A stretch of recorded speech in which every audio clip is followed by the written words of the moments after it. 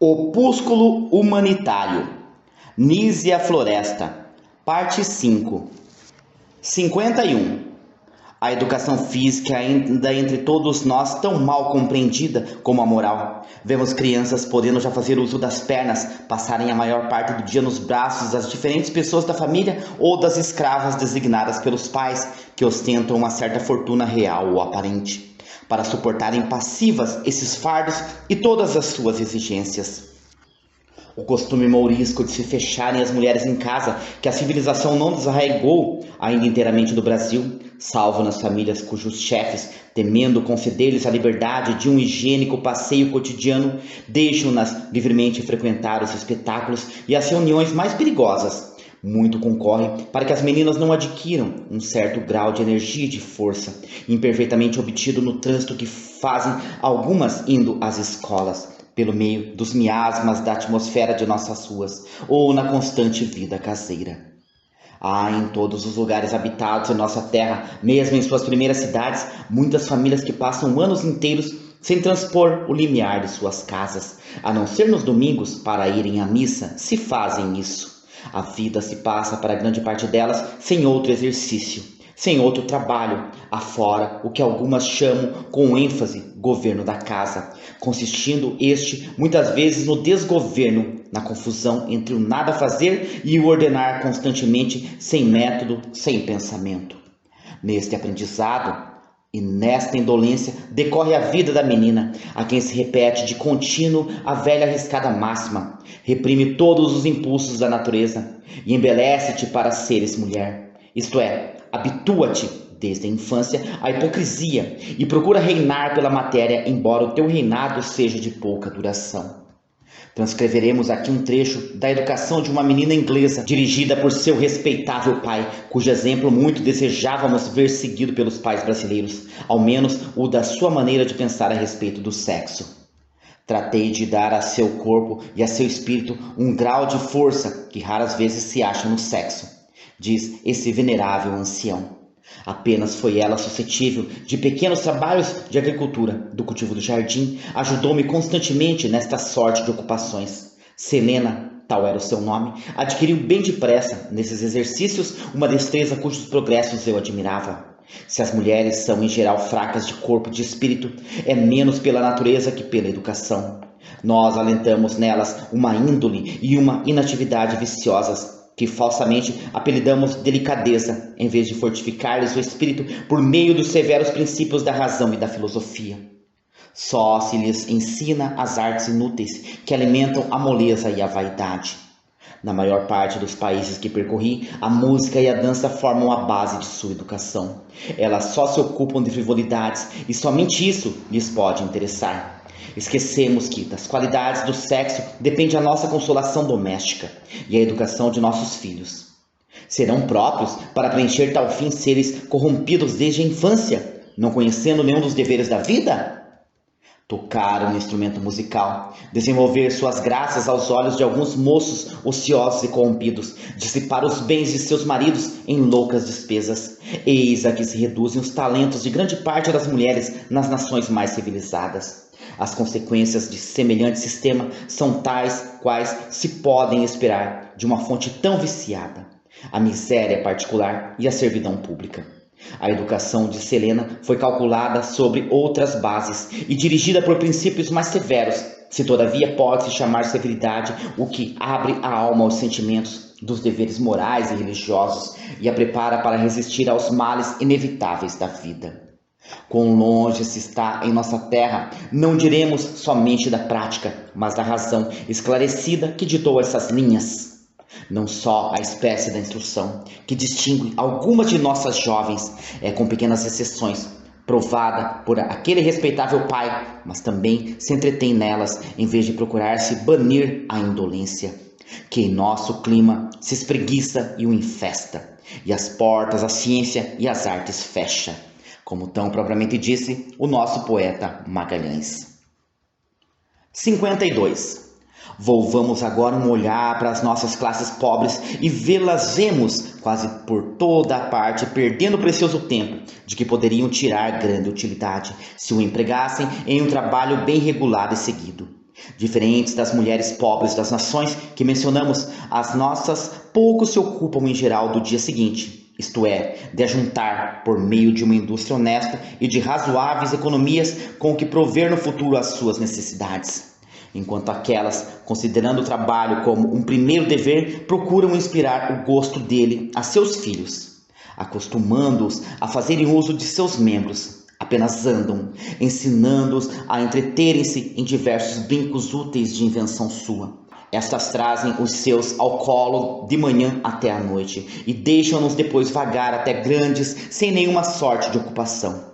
Vimos em França e em Inglaterra mães de 4, 5 e mais filhos, amamentando ainda um, saberem dividir e utilizar tão bem o seu tempo, que os pensavam, faziam todo o serviço interno da casa e lhes sobravam horas para ajudarem seus maridos no comércio, nas artes ou na lavoura, apresentando no fim do dia um resultado de sua aplicação. Verdade é que naqueles países não se inculca, como aqui, à mulher a falsa ideia de que ela nada pode ser por si mesma, sendo-lhe indispensável o braço do homem para fazê-la viver, como a sua razão para dirigi-la. Assim, quando a jovem, de qualquer condição que seja, transpõe ali o limiar nupcial, não leva, como as nossas, a presunção de que alcançou a única glória, a que deve aspirar a mulher, esperando do marido todas as suas comodidades e a satisfação de todos os seus caprichos, direito que julga indisputavelmente firmado, constituindo-se simples mãe de seus filhos. Presunção bem vezes fatal àquelas que não procuram firmar o seu direito em bases mais sólidas que não as palavras do homem, pronunciadas perante um sacerdote, palavras que nenhuma felicidade real trazem à mulher sensível, quando não são o resultado do sentimento, e garantidas pela moral e constância daquele que as pronuncia. Um exemplo bem eloquente desta verdade acaba de apresentar a infeliz esposa, a mãe de 5 filhos, de um alto funcionário, homem ilustrado, magistrado íntegro e afetuoso pai. Educada no meio da grandeza e amada depois por esse homem, a filha de um dos primeiros cortesãos do seu tempo, devia, por sem dúvida, crer-se segura daquele direito, desde que o desposou e lhe deu 5 filhos. Volveu o tempo, e a pobre mãe, que nunca tinha deixado de ser esposa fiel, percebeu abandonada e miseravelmente em uma pequena casa da mesma cidade, onde o esposo e seus próprios filhos, ostentando o luxo e a consideração da mais alta sociedade, só lhe apareceram em seus últimos dias, para tornar-lhe mais dolorosa a hora do passamento. Lição eloquentemente triste para as mulheres de todas as condições, que se creem ao abrigo das vicissitudes da sorte, só porque conseguiram tomar o nome de um homem de mérito. É trabalhando de dia em dia por adquirir a afeição e os respeitos do companheiro que lhe coube por sorte e por tornar-se superior aos acometimentos do ciúme que a esposa consegue firmar a sua felicidade doméstica, e não por laços julgados indissolúveis e santos por aqueles que facilmente os profanam quando as paixões os agitam. 53. Em geral, os brasileiros não conhecem a economia do tempo, e é bem para lamentar que as classes pobres, principalmente, não se compenetrem da necessidade dessa economia e das vantagens que resultariam a seus filhos se lhes apresentassem sempre com nobreza a imagem do trabalho, que devia caracterizá-las e distingui-las na sociedade de seu país. Se o desprezo do trabalho produz nas classes abastadas funestas consequências, o que será das pobres? Máxime daquelas que, se não resignando com o estado em que Deus as colocou, querem mostrar-se aos olhos do mundo trajadas acima da sua condição? Na França, nesse reino elegante das modas, distingue-se as classes operárias pelo seu trajar, e muitas pessoas há dessa classe que, tendo adquirido fortuna, conservam nobremente depois a mesma simplicidade. Este bom senso é, porém, desconhecido entre nós. Vê-se frequentemente a filha do empregado inferior e mesmo do artesão cujo trabalho apenas lhe dá para o sustento cotidiano ostentar o luxo da filha do abastado.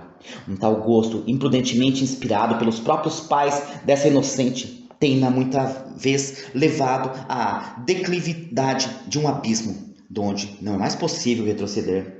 É quase sempre dessa parte da sociedade, educada nos princípios contrários aos que convém e honram a sua posição no mundo, que sai o maior número das vítimas da corrupção e da miséria.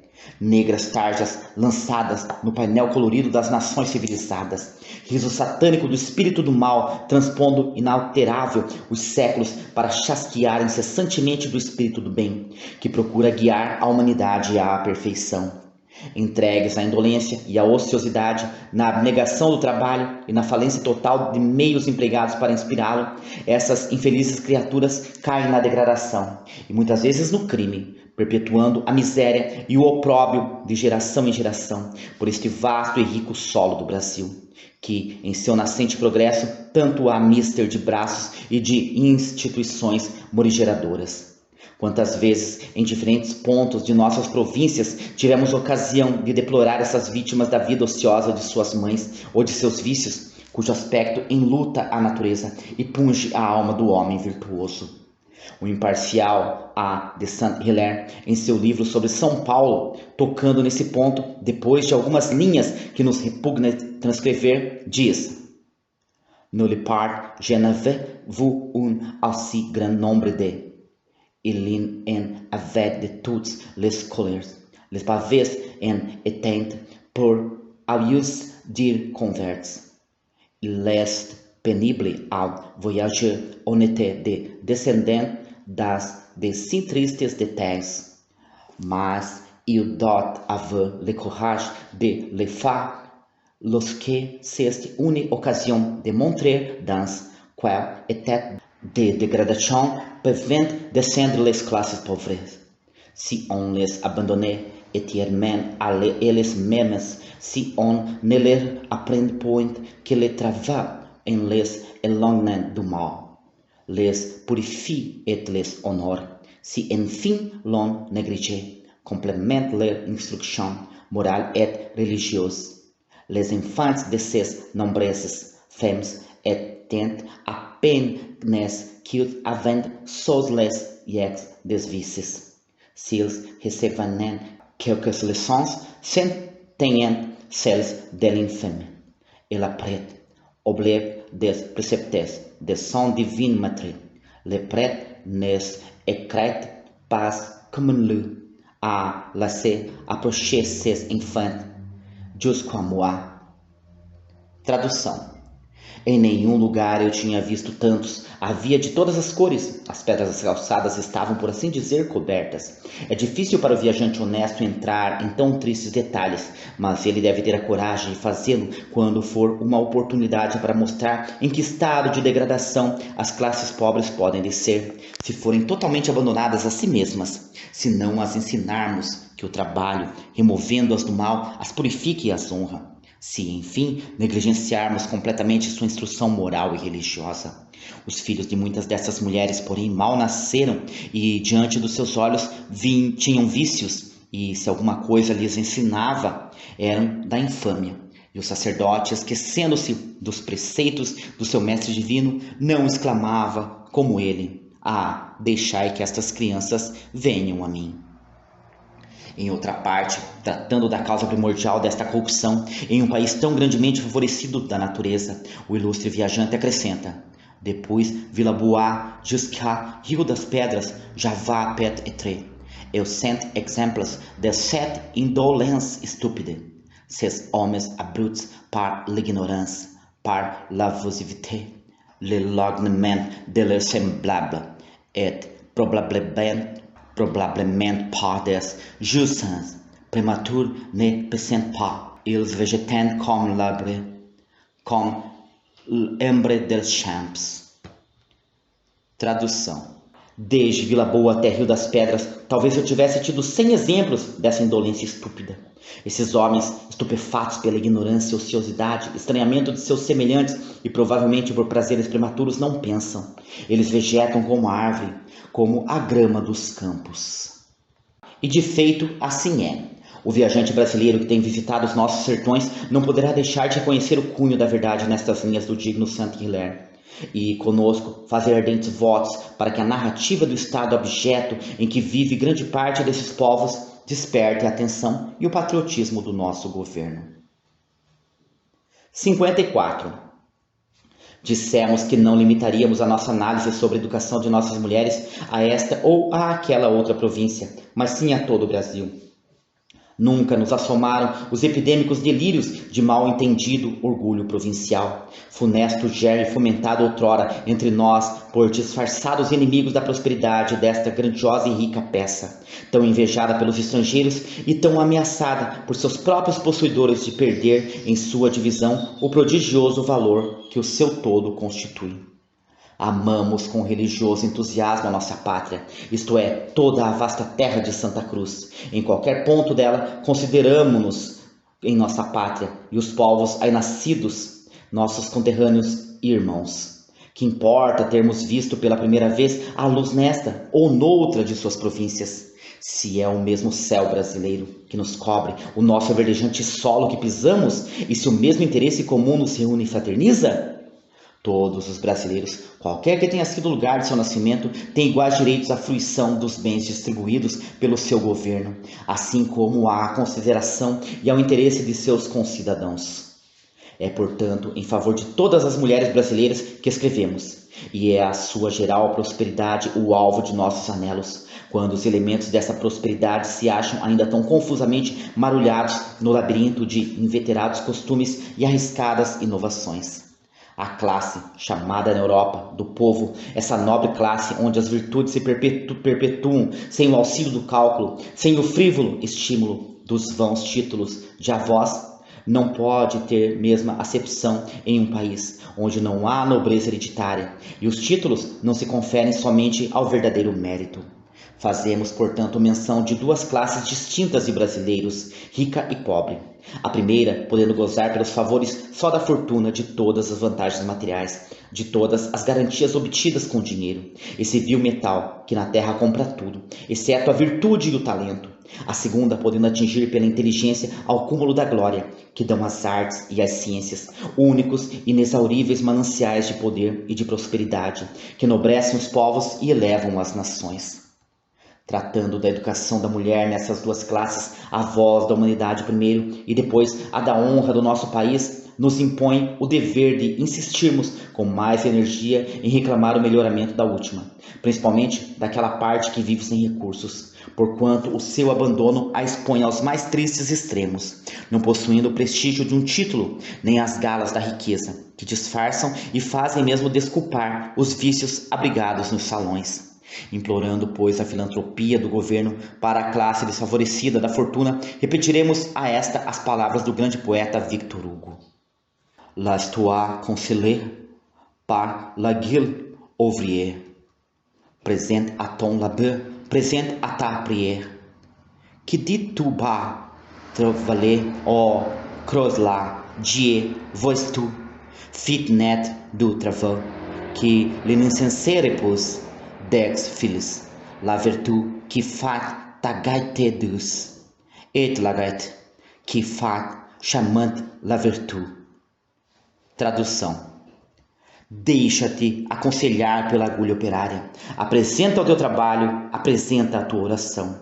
Quem diz em voz baixa, trabalha. Oh, acredite, Deus fez nascer do trabalho o que o insensato repele. Duas vias, a virtude que faz a alegria doce e a alegria que torna encantadora a virtude.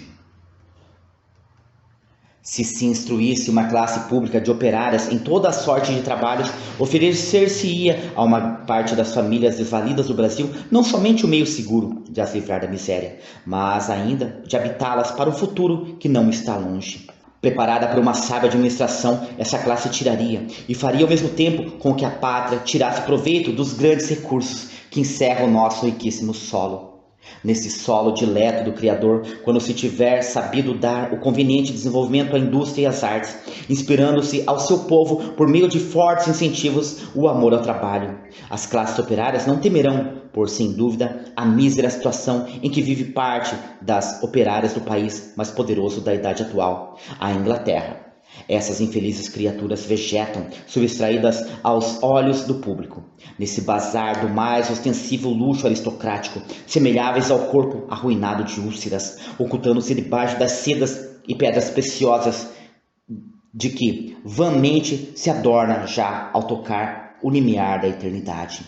Os progressos da civilização cristã nos deixam lobrigar o grande espetáculo do nosso povo regenerado da negra mancha, que lhes imprimiram os nossos antepassados, cancro moral, minando-lhe as mais excelentes qualidades da alma.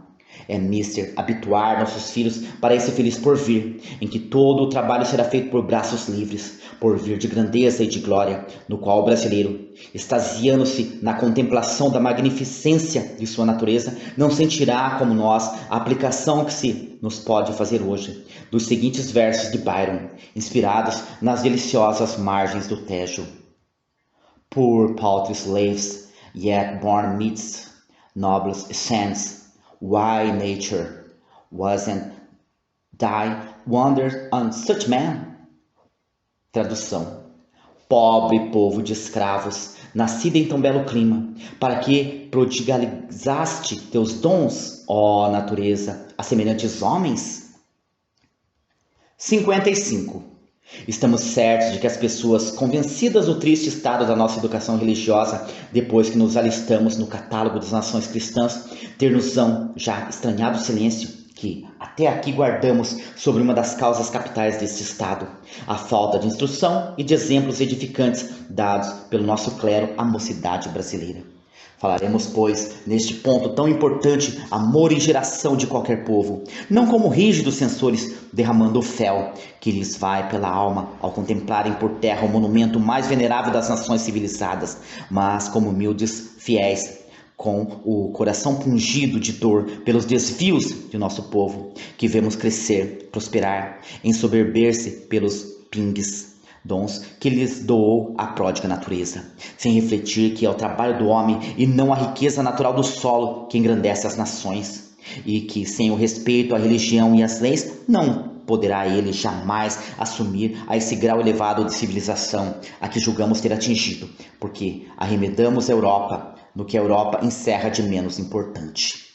A religião é a cadeia de ouro que une a terra ao céu, repetiu o nosso Marquês de Maricá.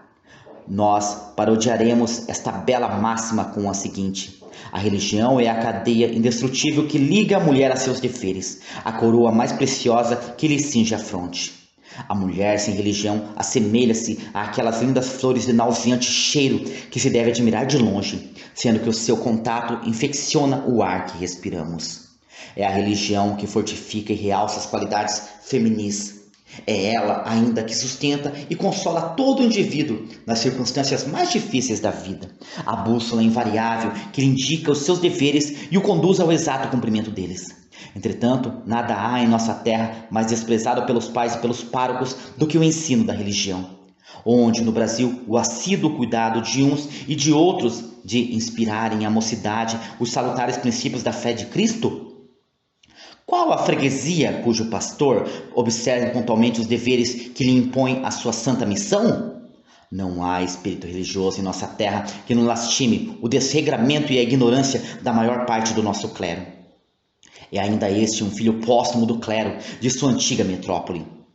Não temos a sublime pena, nem a tarefa do grande historiador Alexandre Herculano para esboçar sequer as calamidades que acarreta a qualquer país um clero ignorante e desmoralizado. Seja-nos, porém, permitido observar de passagem que é dessa fonte, principalmente, que manam os incentivos, se não a causa primária da desordem das gerações que se tem até hoje sucedido. Podemos dizer, sem receio de que nos tenham por exagerados, que em nenhuma paróquia do Brasil a nossa religião é devidamente ensinada à mocidade.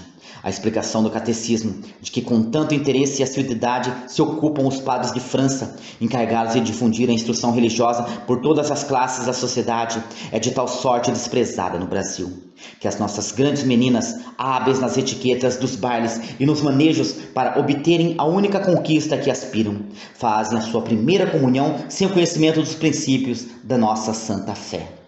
Nunca esqueceremos a humilhação que sentimos pela ignorância dos nossos conterrâneos nesse ponto, quando em Paris, uma antiga dama da casa de Luís Felipe, admirando a instrução de uma jovem brasileira que se achava ali ao mesmo tempo que nós, disse-nos, com certa franqueza, de que a fizemos arrepender-se, que surpreendia-se ao ver uma moça do nosso país tão instruída, quando a uma de nossas altas personagens, chegando à França, foi necessário ensinar até o catecismo. 56. Há pouco mais ou menos 12 anos, vimos com satisfação posto que, corando pela incúria do nosso clero, um padre francês dar em uma das igrejas desta capital a primeira instrução de catecismo, preparando com solicitude a infância para um ato que, quando bem compreendido, tão salutares bens derrame em seus tenros corações. Quisemos para logo ali conduzir nossas filhas, mas aguardamos que os brasileiros, tão imitadores do estrangeiro, deste copiassem uma das mais edificantes práticas, que deveria ser também a nossa, desde que o Brasil é nação católica. Pensamos que os nossos párocos, impelidos por tal incentivo, dessem, enfim, como lhes cumpria em suas respectivas paróquias, o digno espetáculo do bom pastor, instruindo suas ovelhas, ocupando-se principalmente da educação religiosa da infância. Iludida foi, porém, a nossa expectativa. Algum tempo depois, sacrificando mesquinhas considerações de mal entendida nacionalidade ao bem espiritual de nossos filhos, conduzimos-los a participarem das explicações dadas pelo religioso Fournier, sucessor do reverendo Guillaume. Folgamos de ver que muitas famílias brasileiras e algumas diretoras de colégio levaram suas filhas e educandas a ouvirem aquelas instruções. Mas bem depressa apercebemos-nos com pesar de que muitos espectadores do solene ato da primeira comunhão concorriam a ele com o mesmo pensamento que leva a nossa mocidade às festas de igreja, onde infelizmente pouca reverência se guarda em geral.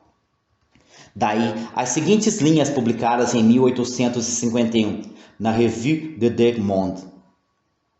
Um des principaux centres de la vie sociale au Brasil, ce sont les églises. Avant de franchir le seuil d'une maison brésilienne, entre dans l'un des nombreux temples de Rio de Janeiro, au moment d'une cérémonie religieuse, est déjà vu aurait sas um des côtés original de cette population. Tradução. Um dos principais centros da vida social no Brasil é a igreja. Antes de entrar no seio de uma casa brasileira, entrai num dos numerosos templos do Rio de Janeiro, no momento de uma cerimônia religiosa, e logo capturareis uma das facetas originais dessa população. Pode-se ver mulheres trocando longos e doces olhares com rapazes que vão e vêm, ou param para melhor continuar esse jogo durante todo o ofício. Lemos estas linhas em Paris, quando com mais indulgência analisamos outras repreensíveis faltas dos franceses, mas dignas de censura desse escritor, pois que não são cometidas por um velho povo que tantos séculos conta de civilização. Não obstante, reconhecemos que uma parte dos brasileiros merece aquela censura. Todavia, muito nos revoltou ela, porquanto a nacionalidade de um coração patriótico nunca tão altamente se revela como quando sente ele, em país estrangeiro, ferir ou humilhar o seu próprio país.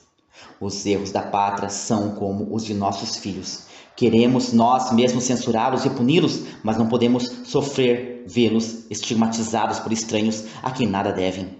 Não podemos, porém, com justiça, exprobar a nossa sociedade de pouco religiosa, quando ela vê por toda parte em nossa terra alguns padres não somente descuidosos de fazer-lhe sentir os sublimes preceitos do homem-deus, mas ainda darem-lhe tristes exemplos de uma conduta desregrada e criminosa. Como pretender que é um clérigo que tem calcado aos pés os deveres impostos ao seu santo ministério consiga, falando do alto de um púlpito ou no confessionário, moralizar os que o têm visto entregar-se a toda sorte de prazeres mundanos? Entretanto, não há província do Brasil, freguesia quiçá, onde alguns desses homens, trajando as vestes sacerdotais, não tenha dado esse espetáculo. E o que mais é para censurar entre um povo cristão, são eles tolerados no exercício do digno ministério que profanam. Não pretendemos dilatar aqui as faltas do nosso clero, mas visto que tratamos da educação no Brasil, impossível nos era deixar de fazer menção de uma das causas capitais, que indubitavelmente concorrem para que ela não se desenvolva, escudada nos santos princípios da religião, primeiro sustentáculo das nações e o meio mais profícuo de tornar os homens melhores. 57. Os fatais abusos cometidos por uma parte do nosso clero e o mau sistema dessa educação doméstica, principalmente, tem sido e continuarão a ser, se uma regeneradora época não brilhar para nós, a causa primordial do atraso de nossa civilização, a fonte de todos esses vícios que infestam a nossa sociedade, pervertendo tão frequentemente o caráter natural de um povo como é o brasileiro, dócil, modesto e generoso. Os mesmos viajantes ilustrados que se têm dado ao estudo do caráter dos brasileiros fazem-lhes esta justiça, indicando de passagem as causas que todos conhecemos de nossas mais salientes faltas. O conde de Castelnau, depois de tecer justos encômios à nossa hospitalidade, diz: Le Brésilien est bien long à voir le caractère dur quand le prête solvent en Europe, car c'est certainement le plus indulgent, etc.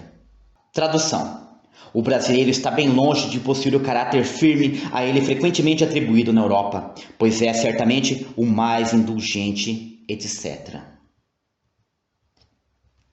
Les auvent vraiment le manque de moyens d'étude et l'appli de l'esclavage ont et la plus fâcheuse influence sur l'état des moyens en ce pas, et l'esclave, loin de suivre le bel exemple qui lui est présent par celui d'Europe, n'est que trop souvent le premier à donner l'exemple de la débauche et du désordre. Tradução: a desocupação, a falta de meios para estudo e a praga da escravidão tiveram a mais lamentável influência sobre os costumes nesse país. E o clero, longe de seguir o bom exemplo que lhe é apresentado por aquele da Europa, é muitas vezes o primeiro a dar o exemplo da dissolução e da desordem. Avant mon départ de Rio, un des chefs de l'église me dit avec un peu d'exagération sans doute: Vous trouverez ici un clerc, mais pas de prêtres.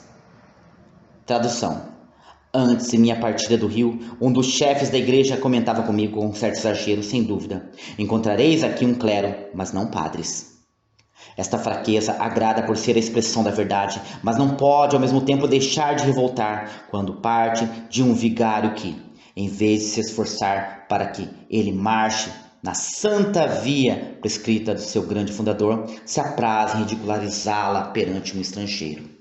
É também ao desleixo de tais vigários que se deve a desordem e o desrespeito tão censuráveis que reinam nos nossos templos, principalmente nas ocasiões de certas festas mais concorridas. Se eles soubessem impor o devido respeito nessas solenidades, qual seria a pessoa, por mais irreligiosa, que ousasse afrontá-lo?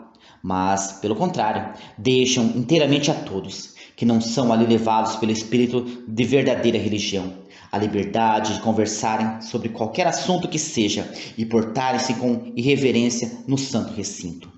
Custa-nos a confessar que antes de irmos à igreja não havíamos sentido, ao entrar em um templo do Senhor, esse profundo recolhimento que inspira a alma religiosa, os lugares consagrados ao seu divino culto. Parece-nos ouvir de antemão grosseira e inepta censura de espíritos fracos ou parciais, que aliviam tudo pelas suas próprias impressões. Mas, longe de ofendermos-nos, perguntar-lhes-emos com a calma do filósofo e a paciência do cristão: quando ides assistir às nossas festividades da igreja, o que é que aí vedes em geral praticarem os fiéis? Distinguis, por acaso, na fisionomia, na atitude da maior parte deles, alguma coisa que vos prove irem ali somente orar? Podereis furtar-vos à verdade, não confessando que esses grupos, amontoados às portas dos nossos templos, e os que neles entram em tais ocasiões, parecem ir antes assistir a uma representação teatral do que às cerimônias do Santo Ofício do Filho de Deus para resgatar o gênero humano? A fé que, se não tendes alguma vez feito parte desses falsos cristãos, concordareis de pronto conosco. E ainda quando assim fosse, vossa consciência apoiar-nos-á, apesar vosso. E aconteceria isto se a maioria dos nossos padres imitasse os dignos exemplos daqueles que entre nós honram o seu ministério por suas virtudes e saber, fazendo tão altamente sobressair o nome brasileiro na glória que difundem sobre a pátria, a igreja e a humanidade? Por certo que não. O clero francês, o mais instruído do mundo católico, deveria ser para a desvairada parte do nosso o tipo pelo qual ela modelasse a sua conduta. Não nos era preciso as brilhantes conferências do eloquente Lacordaire, as do persuasivo e piedoso Ravignan, e de tantos outros que extasiam a alma do cristão, quando lhes fazem ouvir as edificantes verdades do Evangelho. Bastar-nos-ia que todos os nossos padres dessem-nos o espetáculo da piedade e verdadeira dedicação com que aqueles dignos prelados procuram edificar o povo e inocular na mocidade os princípios sólidos e fecundos de nossa santa fé. Mas temos já assaz indicado as causas primárias que retardam o conveniente desenvolvimento da educação e dos progressos intelectuais de nossas mulheres civilizadas. Cumpramos agora uma santa missão, consagrando algumas páginas àquelas que, tendo inegável direito às graças dos usurpadores do seu território, foram e são ainda em geral tratadas por eles com o mais rude desprezo. Falamos das que chamam caboclas, dessa interessante e infeliz porção da humanidade que se tem de mais em mais entranhado em nossas florestas, ou vive aqui e ali decimada em mesquinhas e desorganizadas aldeias. 58. Indígenas do Brasil, o que sois vós? Selvagens? Os bens seus já não gozais. Civilizados? Não, vossos tiranos. Cuidosos vos conservam bem distantes dessas armas com que ferido tem-vos. Da sua ilustração, pobres caboclos, nenhum grão possuis. Perdestes tudo, exceto de covarde o nome infame. Pobre raça infeliz, votada ao desprezo dos homens que te usurpam quanto o homem tem de mais caro na própria vida: pátria, liberdade, honra. Raça inocente e belicosa que te estendias descuidadosamente pelo litoral do Atlântico, desde o Amazonas até o Prata, e em todas as direções por essas vastíssimas majestosas florestas, atestando a onipotência de Deus nos dias primitivos de criação. Que lugar ocupas tu, há 3 séculos e meio, nesta magnífica região onde te havia colocado o Eterno, e onde os homens da civilização vieram com a religião do Cristo oferecer-te as suas vantagens para fazer de ti um povo melhor? Parece-nos ouvir a extinta e queixosa voz do bravo e malfadado Caeté responder: ó terra de meus pais, ó pátria minha, que seus restos, guardando viste de outros, longo tempo a bravura disputar, ao feroz estrangeiro, a pátria nossa, a nossa liberdade e os frutos seus, recolhe o pranto meu, quando dispersos pelas vastas florestas tristes vagam, os poucos filhos teus à morte escapos, ao jugo de tiranos opressores, que em nome do piedoso céu vieram tirar-nos estes bens que o céu nos deu. As esposas, a filha, a paz roubar-nos, trazendo da além mar as leis, os vícios, nossas leis e costumes postergaram. Por nossos costumes singelos e simples, em troco nos deram a fraude, a mentira, de bárbaros nos dando o nome que deles na antiga e moderna história se tira. De feito, o filósofo, o cristão que conhece a história do nosso Brasil, não pode deixar de revoltar-se contra os abusos da civilização dos seus povoadores europeus, continuados pelos seus sucessores. O que resta hoje dessas numerosas nações de aborígenes, cujo préstimo e fidelidade tantos fatos comprovam antes e depois dos frutos colhidos pelo incansável zelo de Nóbrega e do virtuoso Anchieta, em que Deus havia reunido os talentos do poeta, do naturalista e do filósofo, para demonstrar que se devia inspirar grandes e nobres sentimentos a um povo que tinha direito à melhor sorte e os elementos necessários para, bem dirigido, conosco marchar na via do progresso civilizador. Alguns jesuítas procuraram imitar esse grande gênio do cristianismo, e os poucos de nossos conterrâneos que têm percorrido nossas províncias, dando-se ao estudo analítico da história das primeiras tentativas para civilizar os nossos indígenas, sabem que imensas aldeias floresceram debaixo da sábia administração de dedicados catequizadores. Mas onde estão hoje essas florescentes aldeias? Os descendentes desses povos que as habitavam submetidos à paternal direção, desenvolvendo sua inteligência em diversos gêneros de artes úteis e agradáveis? O que é feito dessas raças, de que saíram os Tabiriçá, os Araribóia, os Camarão, que fiéis aos seus ingratos aliados, tantos e tão relevantes serviços prestaram à causa da civilização nas províncias de São Paulo, Rio de Janeiro, Pernambuco, etc., etc.? Esses célebres nomes não bastariam para fazer corar alguns dos nossos escrevinhadores e modernos guerreiros que apresentam os nossos aborígenes como um povo infiel e covarde? Nobre Caeté, Tu tinhas razão quando exclamastes. Tabaiarés, miserandos, raça escrava, que a voz incautos desse chefe ouviste, mandando exterminar os irmãos teus, para um povo estrangeiro auxiliar. O anátema do céu feriu-te, ó mísera. Para ele, um país tu conquistaste, em paga deu-te ele a ignomínia. Em eterno desprezo este esquecida, como estão tantos outros teus iguais, que perdendo na pátria os seus costumes, as vantagens não gozam desses homens, a quem sacrificaram pátria honra. Continua.